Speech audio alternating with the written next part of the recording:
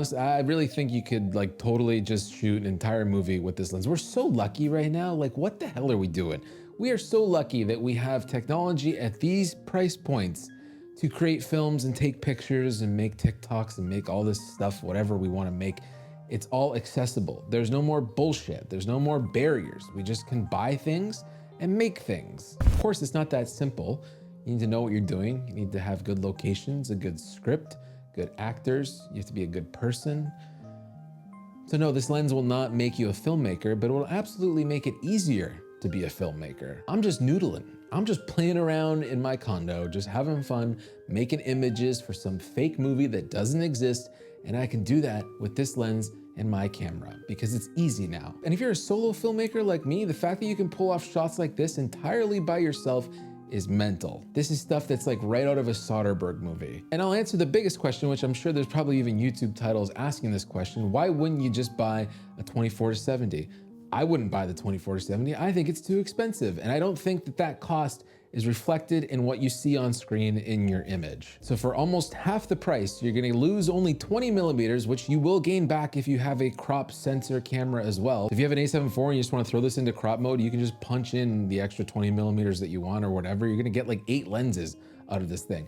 The other thing I really noticed using this lens is I want you to picture having a 50mm f2.8 prime that just so happens to be a zoom. Because look at how compact this thing is.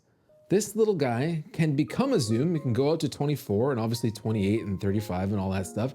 But when it's just like this, I tend to use it just like this as a 50mm 2.8 that just so happens to be a zoom. And this is a modern Sony lens. It's gonna give you all the bells and whistles and accoutrement and, you know, sexy things that Sony likes to give us on these cameras, like focus breathing compensation, amazing autofocus. It's gonna work with the whole IBIS system, all that fun stuff. And the image quality is that of a modern Sony G lens. But as a one and done filmmaking lens, this one's up there as one of my favorites. I would put this in the realm of even something like the glorious Sigma 18-35, and I would even argue that maybe this is now the Sigma 18-35 for full frame. I think you could absolutely shoot an entire movie with this lens. It could be your one and done lens. It could be your commercial lens, your photo lens, your video lens, your everything lens. I like saying this in every video now because it's becoming a repetitive thing that I have to say. No complaints. No complaints anymore.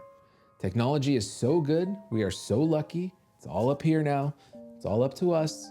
The tools just keep making it easier and easier. We're running out of excuses.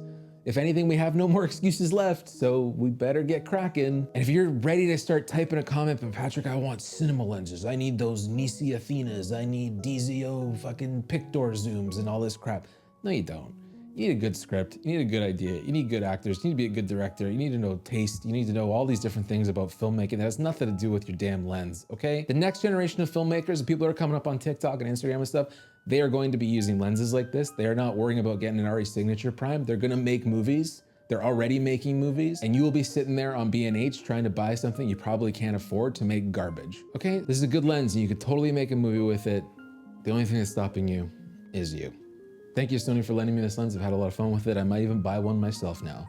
If you have any questions for me, please let me know in the comments. Otherwise, you will see or hear me next time I feel like making a video. Cheers.